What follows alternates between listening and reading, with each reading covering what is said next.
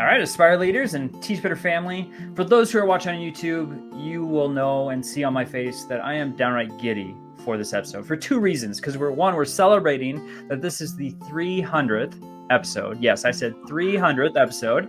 And the man that is spinning in his chair celebrating is also one of my favorite guests on Aspire to Lead. And if you have ever heard me on someone else's podcast, they ask me which episode or guest I was most excited about or who had the most impact, I would say that Rick Wormeli is number one on that list. And I just thank you, sir, so much for joining me once again on Aspire to Lead. We have to get you out more, Josh. No, it's true. I always tell a story that very young in my educational career as a teacher, your book was a book study that we did as campus. And it was too after, your book came out, Fair Isn't Always Equal. And I was like, okay, who's this guy? So I went on YouTube and I looked up Rick Wormeli. And of course, there's these really, it's just evergreen content still. I watched it not too long ago. And it's just you on camera. Someone has already posted a question or asked a question, which is in the title. And it's just you answering these questions. And it's just so thought out. And it makes so much sense. And I was hooked right away, Rick, that after those YouTube videos, like, okay, so I dove into the book. Resource was phenomenal. But I always remember the conversations that came from that and how volatile, unfortunately, for some folks, it got because they had these truths of themselves as a teacher and what a grade stood for. And it was just one of those things that it was really hard to have any sort of change in their thinking when it came to very traditional grading practices. And so for me personally, you had challenged me as a teacher and my thinking, and I felt like I grew in that. And also just the opportunity to have these really strong conversations was really impactful for the entire campus. And I know for our students. Well, I'm done for the day. Thank you very much. That was very nice.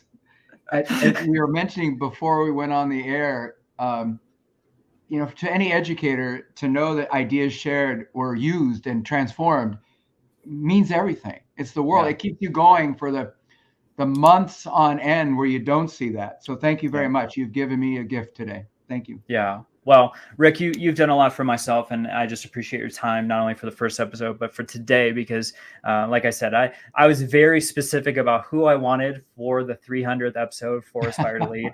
I never, ever thought I'd get to this point to say that 6 years later, I'm still going on this podcast. But your episode, for those who haven't checked it out, it was back in September 2019. It was episode 71.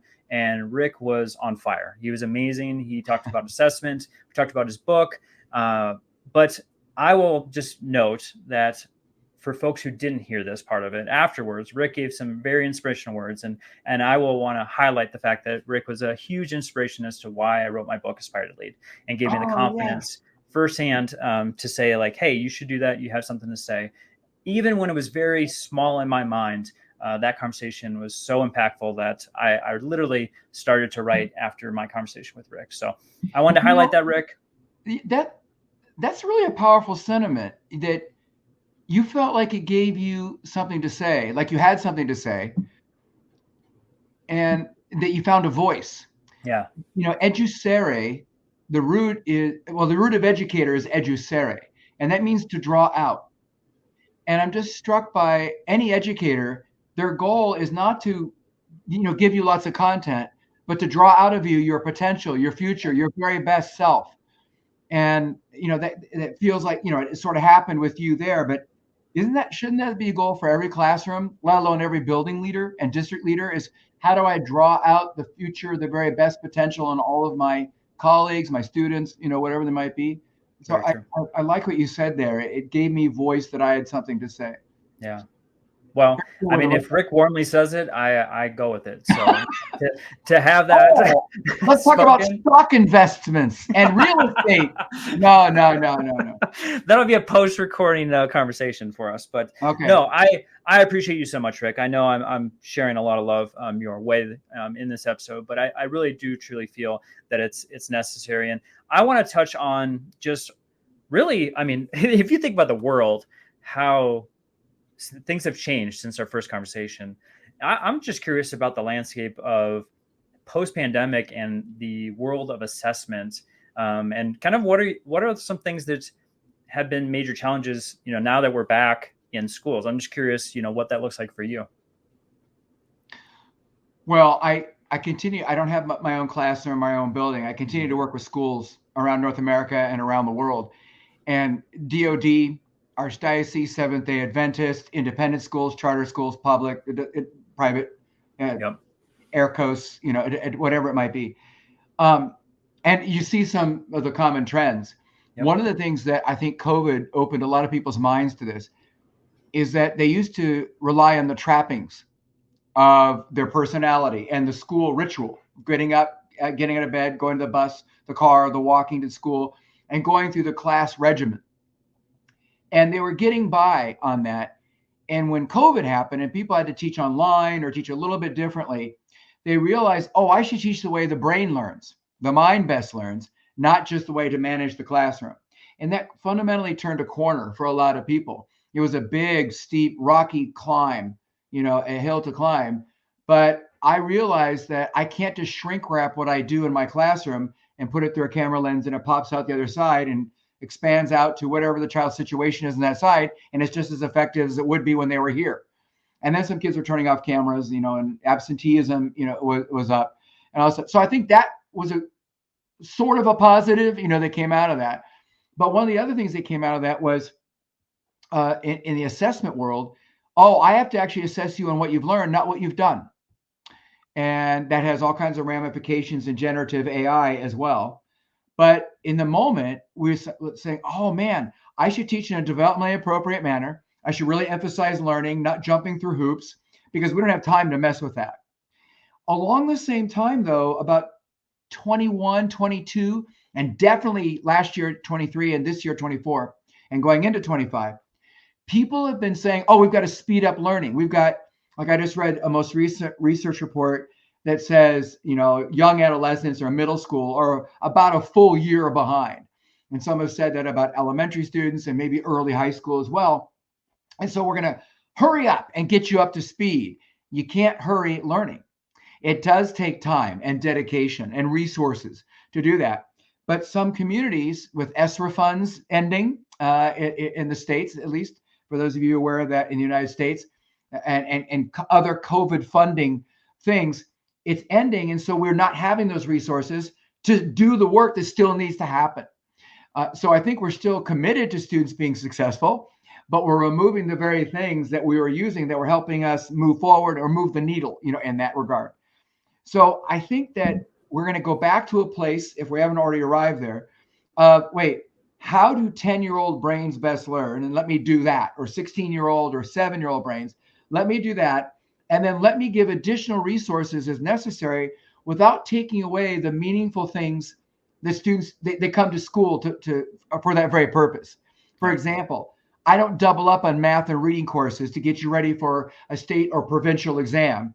I know that those other courses that would be subsumed in that double emphasis are the very things that give connection and meaning and allow you to be your authentic self.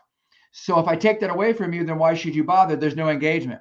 And those other subjects are the very things that give meaning to some of the more academic core subjects that are being tested. So I can't take it away. I need to find cleverer ways. You can be efficient. And we're in the world where we can use so many apps and Chrome extensions and generative AI and chat box to help with that. Yes. But I don't want people to think that you can do a fundamental change in long-term memory, which is kind of an operative definition from Kirsch and others for what does it mean to learn something. You can't do that in the quick. And things can't be packaged and just set on your doorstep. And you go, oh yeah, I've learned it because I was exposed to it. Learning is so much more than that. But there are some teachers who still are like, well, I said it, so they must have learned it because I said it and they heard it. No, that's not what learning is at all. It's a false sense that learning happened. And that for students that learning happened, but also that teaching happened. Lectures, unless they're really, really stylized in such a way, creating narrative and audience engagement and all kinds of other things, and you periodically stop, help people process and summarize content. lectures give that false sense that learning happened and teaching happened. And we have to be very careful with that. So I think there's a lot of, awakenings with that. The one thing that I think has been a real problem has been book bans and teachers fearful for their livelihood and lives, librarians also, and principals in various places. The association that teachers are groomers and not to be trusted.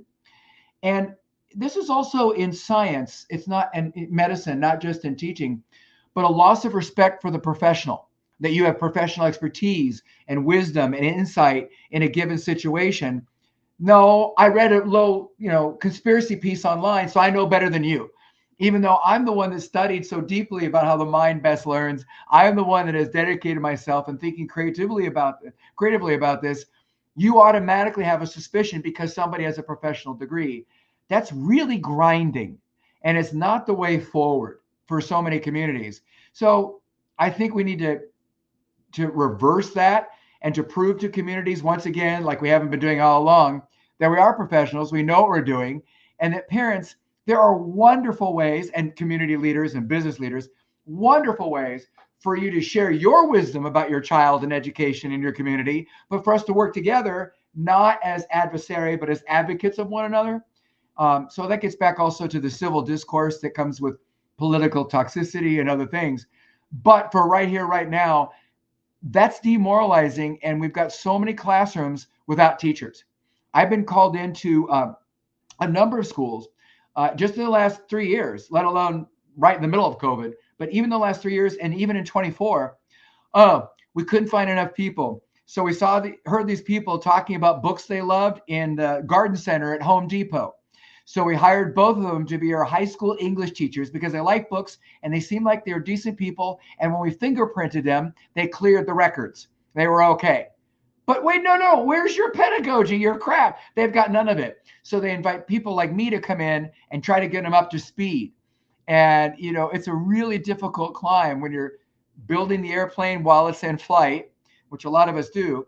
But I think that there's a sentiment that we don't have enough teachers. We have plenty of teachers, but many of them have quit or chosen not to return.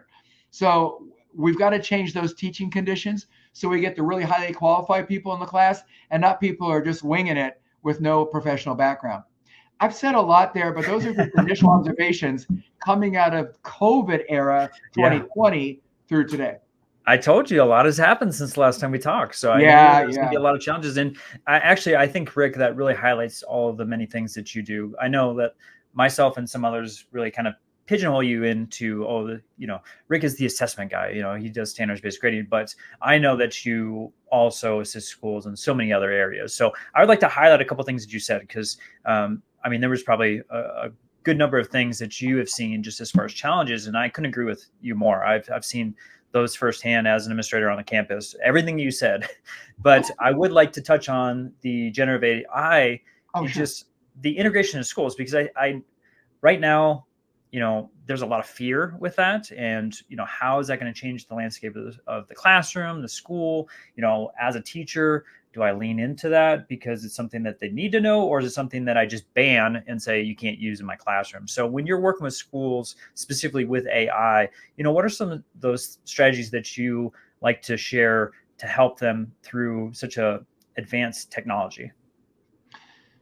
Well, one, we don't have all the answers about what AI is going to be able to do for us in the very near future, let alone far future, let alone what the impact will be in the current. So we have to constantly keep vigilant. So I would say, follow ISTE, ASCD, or any other tech leaders that you can recommend or that you hear our colleagues talking about. Read their books, stay up to speed. Probably in the last year, I've read at least 26 books on AI just used in the classroom, and then also done the online tutorials myself, experimented with AI, coached teachers as they were trying to figure out AI. So I'm trying to keep abreast, and it's very hard to keep abreast when things keep changing. So that's just one bit of insight. There are wonderful, wonderful things AI can do for us, but there's a whole lot of people who are a little bit more zealous that need to pull back a little bit, that they're saying, oh, AI can do this, AI can do this. That creeps me out. and is completely out of alignment with what we know about how the mind best learns. For example, right now, we are talking during the Olympics. I apologize if I just dated when this recording was made. But there is a commercial on TV that should worry everyone.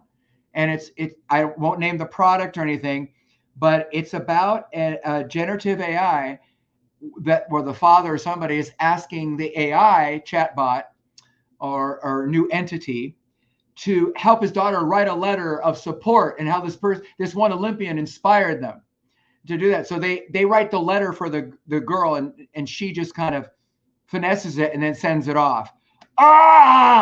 No, not even close. First draft should be done by the kid. That's where that and all the neurons are, all that stuff. So one of the things that we want to get across is that when the brain is learning something and interacting with something, there are predictable and unpredictable. There's systemic and non-systemic factors that go into that neural processing. Some of it might simply be the endocrine system, pituitary gland, pineal gland, all this stuff, that intersection, their physiology, their growth, their aha moment when it's very organic and they see this, but it connects to a memory over here. All that stuff is there. And we don't want that happening outside the skull. We want it happening in the skull. So there are a lot of books that I take a big X and I go, this should be done by the kid. Yeah, have AI summarize the article. No, the literal act of summarization. By the way, I wrote a whole book on that. So the literal act of summarization is a learning tool to help you make content your own and to make connections and to find enough meaning to stick with it and to engage. What disengages kids is when it's spoon-fed and just handed to them. And there's, as James Nottingham would say, he wrote all those books about challenges and specifically the learning pit. There's no learning pit for me to kind of wrestle with ideas before the teacher facilitates my clarity and the application as we do that. So I want to make sure that I don't take away the experiences. I don't want AI to think for children the things that they can think for themselves that actually lead to connection and long-term retention. So, the new book is 60 techniques, and they're technology infused. That's the old book. Thank you for popping that up. But the new one came out like 2019 from ASCD. I highly recommend it, with my co-author, Deidre Stafford. We wrote it together. She did kind of the tech QR code stuff and some of the strategies within, but we took the old book, rewrote it, and advanced it for a technological application age, if you're curious. Love it. Yeah. At any rate, the other things to think about, though, one is privacy. For example, every time you submit student writing for AI detection or plagiarism or something like that, the machine, the generative AI is now using that as a learning platform and will use that as a basis for responses or predictions made to other prompts that are engineered and refined and given to them. And so now we have this idea of student work is being used to educate this machine learning and creating the LLM, the large language models and things that are out there. Is that okay? And then there's that degree of, okay, you're allowed to use AI to get resources, but that's it. Give me the top 5 articles on X, but then there's bias that creeps in there. So I need to refine my prompt and engineer it in such a way that I try to remove the bias. Are students prepared, to do that? Are they overtly taught? That's hard for adults. By the way, here in Virginia, where I live, in Chantilly, which is right next door, you've got the good title there. Thank you for that. Right next door, there is a job opening for prompt engineer for AI, starting salary $250,000. That's going to be an arts crowd. What are the rest of us doing in education? Let's just move. No. There's more to it than that. But I thought that was pretty impressive as one of the main jobs of the future to be able to do that. But AI, there are things that, like, interview this historical figure. Practice having a conversation with this student about his cheating. And AI, would you pretend to be the student given these factors? Which creates all kinds of biases and does not fully prepare you for this stuff. So that's creepy and that's weird. And I would say, whoa, we need to redefine what constitutes learning, because people don't have a clear mindset of what does it really mean to have learned something. They tend to look at learning as doing something as opposed to actually learning it and the fundamental change in long-term memory and the processing thereof. So if you emphasize as a teacher getting stuff done, finishing a product, doing stuff, AI really makes sense for a lot of students. But if it's about learning, then AI is harder to justify because you've got to do this performance over here. So as we've talked about before, in grading, you separate the doing from the learning. So I did this stuff, but I have no idea if you learned it. So when a teacher says, and we mentioned this, I think last time, well, he got a low grade, he failed because he didn't do the homework or the assignments or the project, that has nothing to do with it. What matters is, do I have evidence of your learning? So if you did it another way, if I found an alternative way to do it, I can still value that because I'm looking at the validative criteria expressed in a different evidence, but it is ample, robust, and accurate evidence to doing that. Another thing that's running through my mind, and I got this idea from a wonderful book written for college professors, but not, but there's so much that applies to K-12. I highly recommend it. It's called Teaching with Artificial Intelligence, and I can probably find it at some point. It's somewhere in my office here. Anyway, well, as we can see, for those on YouTube, there's about 200 books behind a Rick. Oh, wait. I got it. Hold on. This is the book, Teaching with AI, Practical Guide to a New Era of Human Learning. Just came out this year. Love it. So there you go. Teaching with AI, a little apple on it. And it's by Bowen and Watson. Bowen and Watson. There you go. At any rate, they got me thinking about this, and I saw it in a few other articles, and then the book just kind of cemented it for me. When you interact with AI, like a search engine, it's there to please you. It's there to do whatever your bidding is. Yep. And it's really easy to get along with AI. But when you have to interact with a human, there's friction, and there's inconsistency and emotional response, and you have to navigate that. That's exhausting. If I have been doing AI, I don't build the stamina to interact with humanity, the messy people and individuals we are, with all of our idiosyncrasies. And I think that is going to fundamentally affect classrooms, faith communities, collaboration amongst political groups, is the diminished capacity to find value in navigating human relationships. Not even the idea of being physically present. Like online, you and I can go back and forth, but I can't see all of your body language. I can't see your context. And I don't have to interact with you every single hour of every single day or many hours for a particular day. It's just one and done. We go off and do our own thing and become our own people. But how do I maintain my authentic self when it is causing that friction with others, which is incredibly building and strength finding for an individual to experience? And more kids are, in a sense, are deflecting or choosing to avoid that friction by becoming much more ensconced in AI. But that's also where you're getting a dopamine rush, and we become addicted to that. I find adults doing this as well. I'd rather do an on-game escapism. I'd rather just dive into even just search engines, chatbots, analysis, whatever it was. Oh, look, this is really cool. I can do this with my graphic design. I can set this up over here. Look at the marvel of AI. I'm so entertained by that. But choosing my humanity, my human partner, I'm not as much entertained by that. And I think that's a concern. It's something that we should, about which we could be concerned. Piggybacking on that, one other concept from the book, and then I'll get out of the book so much, that I found very valuable was, if AI can do it better than I can do it, why should I even bother trying it? Why should I do it? And so this idea of, do I matter? And there are whole organizations dedicated to matter making. You matter a lot, because a lot of people don't feel like they matter. There's a whole world. I do a lot of sessions on what's a constructive response to anxiety, panic disorder, and depression, things like that. And we talk about this a lot. And there's a whole sense of, am I enough? You know, am I Hispanic enough, gay enough, heterosexual enough? Am I, Christian enough, Jewish enough, Muslim enough? Am I smart enough, funny enough, strong enough, good looking, whatever it is? Am I enough is a constant refrain. And in our society that feels a lot more fragile with the political attacks and everything else, everybody's kind of doubting, am I a good enough father, good enough mother or husband? Am I a good enough teacher? Am I a good enough student? Do I really belong here? And we don't want AI to take that away from kids. So if AI could do something, like AI could write the summarization probably just fine. That's great.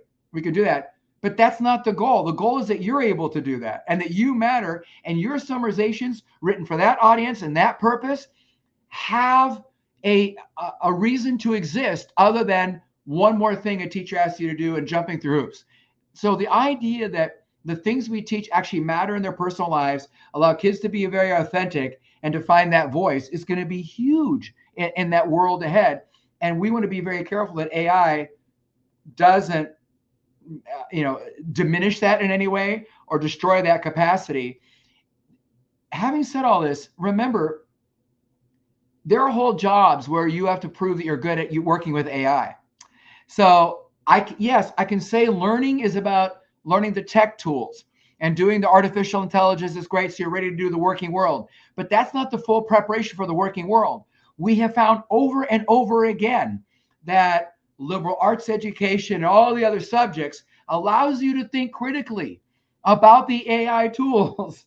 Otherwise, you're this automaton and you're being manipulated by all that's out there, but not truly what is central to being human and the human endeavor, adventure, and being able to navigate that. So I'm going to ask you to do a few things that we know AI can do, but it's to advance you over here and find value in that. And I think that's a very tenuous line to walk in a classroom or as a building leader, as you work with teachers. Another thing that comes to mind is about teachers. To what degree do we reveal AI use in our own work? If we're asking kids to become clean about AI and their work about that. And one of the biggest things that we found in multiple books I've read, but also in talking to experts in the field, AI detection in student work is going to be increasingly hard. It's going to fail way more. We have studies, and it might have been this book, it might have been another book, studies where they used a variety of the tools out there for AI detection. And one tool said there was about 35% that was borrowed from someplace else. And here's where it was. And some of them said, oh no, it's 100%. And then things that were written before AI was even a presence anywhere have been tested as, 85% of this was AI generated. And so it's very inconsistent. Now, humans, AI tends to be about 80, 90% accurate, but there's still 10 to 20% of false positives, or I don't know, or true negatives, or whatever it might be. But humans tend to get it right about 35 to 50% of the time, maybe 60% sometimes. So it's really off. If you're going to make all kinds of claims on, you used AI on this, so here is the punishment, you've got a lot of growth that needs to happen. You need to go back to the school, because we're not ready to make those commitments yet, those claims yet, and to have all the function or dysfunction that happens as a result of whatever conclusion you draw from that. So it's a little bit of a dicey world. Again, there's wonderful things. I love AI for something like, look, I need examples of a variety of student performances from 4th grade or from 10th grade.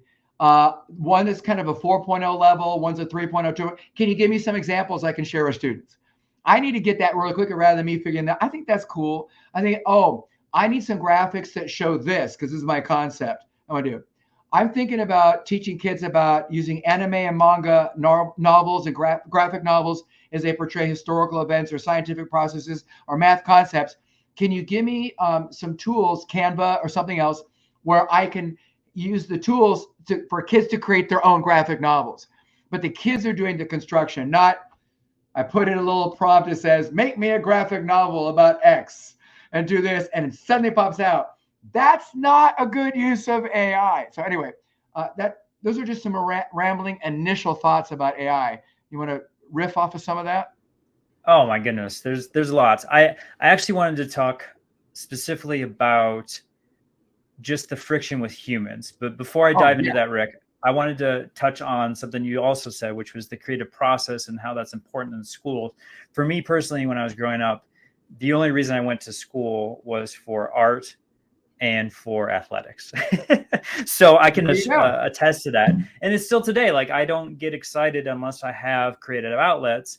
And I'm going to take a moment with you, Rick, to talk about something that I actually talked to you about prior to our conversation and the recording. But, I know in the past month, I've talked a lot about Magic Mind. And for those who are watching, you watched me as Rick was talking, I slammed this thing because I wanted to make sure that I had the mental performance needed to have a conversation with such a wise and insightful person like Rick. So I have one of these every single day. One, I feel like it boosts my energy. I know it for a fact. Second thing is it's healthy. I want to make sure that I'm putting good things in my body as a leader. And when I'm going and supporting schools or speaking to a large group, I want to make sure I have healthy ingredients in my body to help my brain. But then also it's super easy. So I can pack it in my luggage, or I can, throw it in my pocket if I'm going out somewhere. But those are the three main reasons why I drink Magic Mind. Now, I want to talk to you about subscriptions real quick. That is by far the best option. And this is why. One, it's free shipping. Who doesn't love free? I know last month I gave a free trial to my listeners.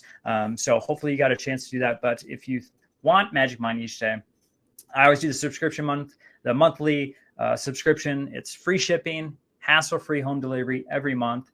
If you decide to, it's super easy to cancel. And then, of course, they give a money-back guarantee. So if you don't feel like it's working, which I highly doubt, but if so, they will give you money back without even any questions. With that, I'm going to make sure that I have the code here on the screen for you. And if I push the right button, it'll work. Is that working? There we go. So if you go to magicmind.com/aspire-to-lead and use the code aspire-to-lead20, that'll get you 20% off of your order. And if you're doing the subscription, I just want to let you know that if Magic Mind is giving an additional promotion, it will add the 20% on there. So you can get up to 45% off of your order if you use the code for my Aspire to listeners. So make sure you go into that code. If you're watching on YouTube, you can see it on the screen. For those who are listening on the podcast platforms, make sure that you're heading over to joshchamber.com. In the show notes, you'll see it. Actually, it's on my main page also for those who are interested. You don't have to go far to find this code, but I want to make sure that you're getting savings and putting something super healthy in your body, as it is an amazing mental performance shot. So with that, Rick, I want to go back to something that I experienced quite a bit, especially after the pandemic, which is something that you highlighted and said with AI, which was the friction with humans. And so, with all kinds of folks, students, teachers, parents, community members, there were a lot of civil discourse topics that came up. You had talked about book banning. There were certain things in classrooms that they didn't want to see. It might have been religious, it might have been based on sexual preference. There were so many tough discussions to have to navigate. I know this is something that you work with leaders and school districts all over the country about. So when you're discussing the civil discourse piece, what do you tell folks to do to kind of work through that friction that may come up in these difficult conversations?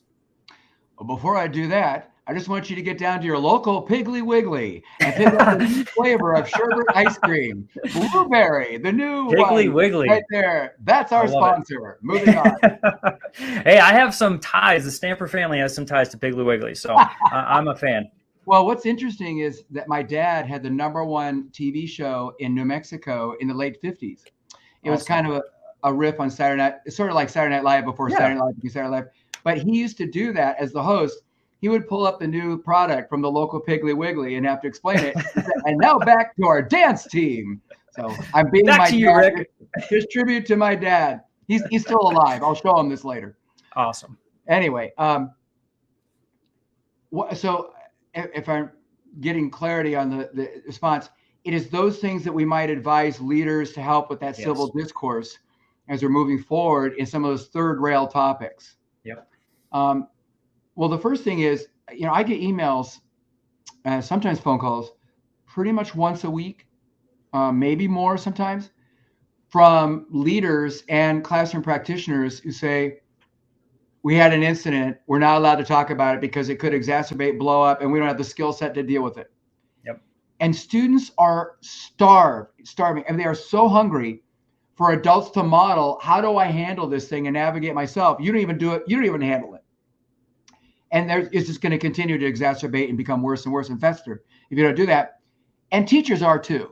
And especially if kids are crying and there's a transgender bathroom issue and people are polarized on different sides. There's a book banning, whatever it might be. And there are some marriages that have broken apart because of politicking and everything. Yeah. People become very divisive. So there's a lot to this. I I would be glad to send slides or talk to people about it in greater depth down the road. It is For sure. insufficient to do it in a quick podcast. But a few things off the top of the head. One is rehearsal. Yep. Is you've got hypotheticals, case scenarios. What would be a constructive response? And we get it down to the nitty gritty. If a teacher were to say this, well, you know why they're late, they're that kind of people and whatever it is, and they make some kind of disparaging remark, whatever it might be. How do I respond to that? What's the first thing I say? And then the second thing is, let's say they say this back. What do I say second? And by that point, usually people are ready to get into the conversation. It's just, what do I say first?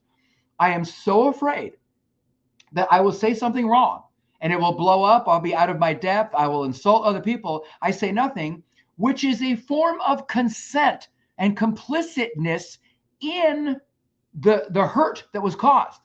That means you're asking the person that was hurt to bear the burden of all that insult and diminishment. And it's stunning.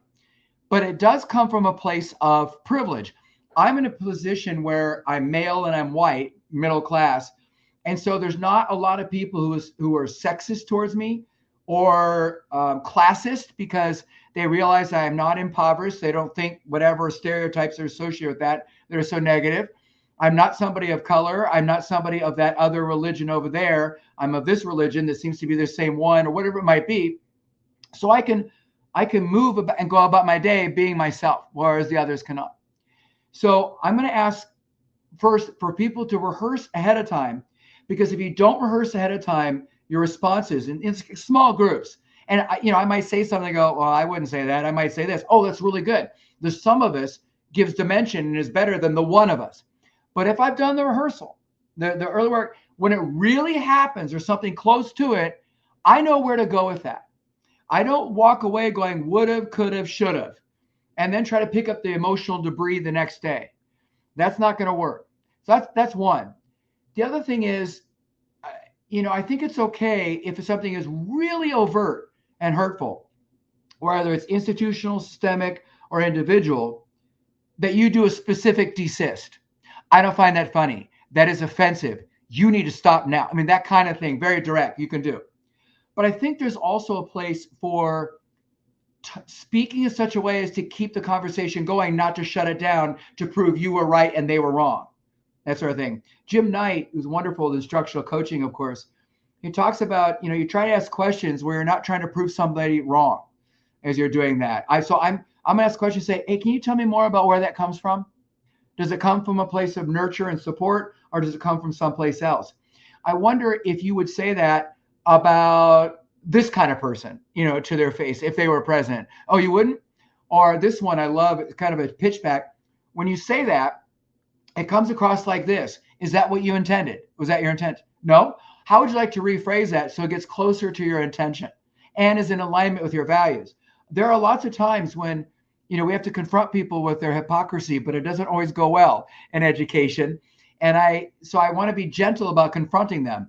Hey, you said this, this is something you support. This is something we talked about, our integrity ideals, what we believe about equity, yet you're saying this, or you have this policy in the classroom.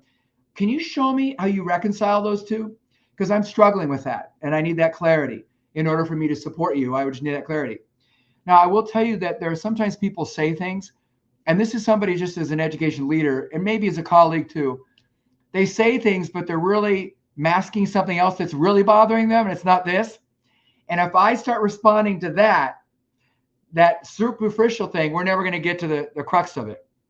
So I might do this. When you say that, I hear three things that are a concern. One is this, one is this. You're worried about teaching responsibility. You're also worried about the parents and what the child faces at home.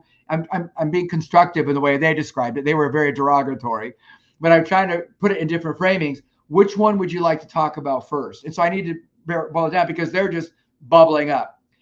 I'm really good with the number one rule of improv, yes and. And so if I dismiss your observation as unwarranted or inappropriate, I've lost you. So sometimes I have to run with that just a little bit and then help you turn the corner to get back over here. So yeah, I see where that might have been your experience with that school you were in before. In my experience, I found this.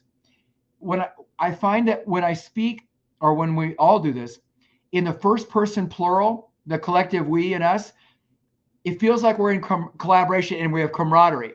If I say you should, defensive walls go up. If I say, well, I and me, then you have a memoir of me doing it, but you don't really see yourself doing it. You just see, oh, that's a Rick thing.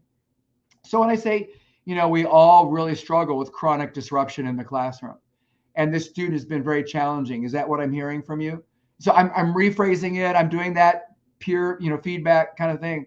And, it de-escalates and they're able to actually focus on the issue. So my gift, if I was going to facilitate that, would be to help them analyze it and help them arrive at the solution, not me tell them what they should do. And they become passive and they easily dismiss whatever I'm going to give them. But when they've arrived at it, they own it and they're willing to do it. So I need to get you to do the heavy lifting, but I am there to provoke in a constructive way that allows you to move forward. I'm a real big believer too. I think we're very moved in our society by graphics. And so if there are little video clips of somebody's, rights or an injustice being perpetuated, that we can show little clips, as long as it doesn't re-trigger. I don't want to re-traumatize somebody who was actually the victim of some trauma that was perpetuated by somebody else. So I'd ask permission to do that. And then we would keep those as kind of a catalog in our building to go back and refer to it. But again, we could practice, how might we respond to this, if it was really happening in the room. I think that we don't necessarily have a school culture where we can ask candid questions. And we need to have that. How am I candid with you? And then how do I help students become candid with their own biases? So, when you shorten a student from another country because you can't pronounce their name, when you shorten their name, can I just call you Sam? We've got a good relationship. He likes it. It's okay. He just smiles when I call him Sam. No, you are diminishing all that he is. You're taking away his entirety, his authentic self, and replacing it with your particular earned narrative, not his earned narrative. It is earned insights. And you're definitely coming across as he is less than. That's not going to help. In all of this, and I wrote an article about this, you're welcome to look for it if you want, anybody listening, but classroom practitioners, teachers, and principals, system principals, need to keep up with school law. There's a heck of a lot going on where we could remedy an injustice if we knew the law, state and federal, provincial, or we could keep from violating something that would make it unjust. But if we don't know the law, it is really hard to remain attentive to that. So every year, it is completely worth it to have an entire PD session, half day, an hour, whatever it is, or a series of articles that we're asked to read and then comment and discuss what is the latest on school law as it pertains to the students that we teach. I think that could help a lot. There is so much more here to create empathy and constructive civil discourse, but those are some initial thoughts to get us going. Oh my goodness. Rick, I know you are right. I mean, we don't have enough time in our conversation today to really dive in, but I love the strategies that you provided. And I was shaking my head vigorously for those who are watching on video. I also know that you provide so much PD with school districts, and I want to give you an opportunity to highlight some of the additional topics that we didn't touch on today that you still assist with, because, I keep throwing up your website because I want people to reach out to you, bring you in to their school district or on their campus to assist.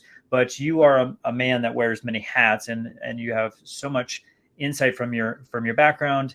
You're helping so many folks. So what are some additional topics that if someone's struggling, on their campus, they can reach out to you and get your support? Well, we didn't talk much about grading because we did that before, but I do a lot of that. So accurate, ethical, equitable grading, but also responsive teaching, differentiate instruction, equity measures, whatever you want to call that. If a kid's not learning, what are some things you can do? Yep. I do a lot with how do you build your pedagogical repertoire? So for instructional design, how do we do instructional design, but also how do we improve our repertoire for assessment? Mm-hmm. And then I do a ton on actionable descriptive feedback, where students self-monitor, like student-led conferences, but also very specific feedback techniques we can teach the kids so you're not the bottleneck.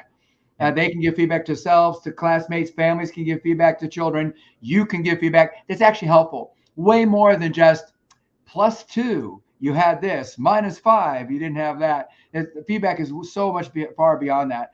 I do a lot with the cognitive science or cognitive psychology principles that inform our instruction. And that also leads a heck of a lot into executive function. Yep. And what we know about motivation and building tenacity and perseverance, respect for deadlines, all those things we thought we were doing through grading, but really are inappropriately done. And as people have heard me talk about, I do a lot with metaphors and analogies in instructional design and leadership. I wrote a whole book on that, in fact, metaphors and analogies, power tools for teaching any subject, just to do a shameless plug. But the idea that, like 90% of math in middle school and high school is analogy and metaphor. And a lot of kids don't understand the math because they don't understand the metaphor or comparison the teacher was using to teach it. So if we were strategic and didn't leave it to chance with metaphors and analogies, get into that. And that also led to a whole bunch of work in summarization techniques. And again, I wrote the whole book on that, which you advertised earlier. And I do a lot of that. Right now, I think also I'm being asked to do a lot of the, how do I cultivate a teacher's creative self? Because creativity can atrophy, as we were mentioning earlier, either before the show or earlier in the show. Yep. It can atrophy when you've taught or led for a while. So how do I build a teacher's intellect and professional self? And then this is actually super popular in 23, 24 in particular, and 25 with what's going on. How do I facilitate the journey of my faculty and my community as they shift culture and practices with a particular building initiative? Could be grading, it could be technology integration, it could be reading skills and teaching reading and science and reading and math and things like that. How do I help as a leader or as a colleague walk people through that and facilitate their journey so it's meaningful and connected to them? So the rest of it, I have articles that come out. I do 3 or 4, maybe 5 articles per year, and they're all on the website. So you can go there. The last 2, the last one is really long. It's a bunch of strategies on when you do PD, like a podcast, or go to a conference or a day-long training. Yep. What do you do afterwards to make connections, to summarize the process? So the article is, I think it's called, "We Just Did Professional Development. Now What?" Yeah. So if you type that in Rick Wormeli, it will come right up. And the article right before that came out was on, earlier this year, it came out on, hey, learning is still paramount, and it's guidelines for using generative AI in the classroom. But if you just type in learning is still paramount with AI or something like that, and Rick Wormeli, I forgot what the editor actually called it, it'll come up, but those will be posted on the website, if not already, within the next week or so. Yeah. Well, just for everyone that's listening, I'm going to have everything at joshsanford.com. So everything that Rick is talking about, if it's a book, if it's an article, you name it, I'm going to make sure I have all the links there for the listeners, because obviously, I want to make sure everyone is getting all of these resources. It's so amazing what Rick is creating, not only in the articles, but the books also. So we'll make sure that we have all the links also to connect with Rick. So Rick, I know obviously your website is probably the main place that we're going to be sending folks. But as far as social media, is there anywhere that folks can connect with you? Yeah. There well, I'm on X/Twitter. Yeah. So you can do at Rick Wormeli 2, because the first one was hacked. So I always add a 2 to the end of my name. And can we just post the email in whatever resources you post later? Yeah, I'll make sure the email's there for folks too. Okay, so I'll just say it out loud. It's Rick at Rick Wormeli, like it's one word, on Microsoft, like that's one word, on Microsoft.com. But we'll post it in the resources available. Yeah. And can I just say, Josh, thank you for the book Aspire to Lead. And thank you and congratulations on your 300th. Good on you, mate. Well, Rick, I just appreciate your time. I appreciate your support. You, like I said before, you are an inspiration in my life. And I wanted to shout you out today. I wanted to highlight again, for those who haven't had a chance to go back and listen to episode 71, please do so. It's like I said, it was the most fun that I've had on an episode. Rick, I mean, obviously your dad is in you because you're an entertainer. You're super, yeah. wonderful in front of a microphone, an audience. You're wonderful as far as providing PD too. So if you are interested in anything that Rick is talking about today, please make sure that you're bringing him out to your organization, to your district, to your campus. Make sure that you are tapping into that wisdom. He has a wealth of resources at your fingertips too. So make sure that you're diving into those many resources. And with that, Rick, thank you so much for joining me for number 300. Hey, thank you. And just for the sake of my dad, I'll tell you the name of the show is Happy Harry's Hangout. So if you are in New Mexico and you're old enough, you remember the late 50s, early 60s, there was a show called Happy Harry's Hangout, and he was Happy Harry. That's not his real name, but that's the show. Thank you for letting me say that. He's going to be thrilled. Oh my gosh, I'm going to look it up. I'm going to try and find this show and try and consume it. So shout out to your dad. If you want the other generation, Ryan Wormeli, my son, he's the guy who does a lot of the graphics and all the sports analysis for Fantasy Pros. So if you ever play fantasy team football, baseball, look up Fantasy Pros and you will find Ryan Wormeli, and that's my son. Just going down the family line. I love it. Yeah, so much. Right. I'll tell you about the rest of them in the next, number 600. We'll do the rest of the family then. I was going to say, based on the topics that we didn't cover today, I know what we're going to be discussing the next time you come on. So that'd be great. All right. I appreciate you so much. And thank you again for being on Aspire to Lead. Thank you.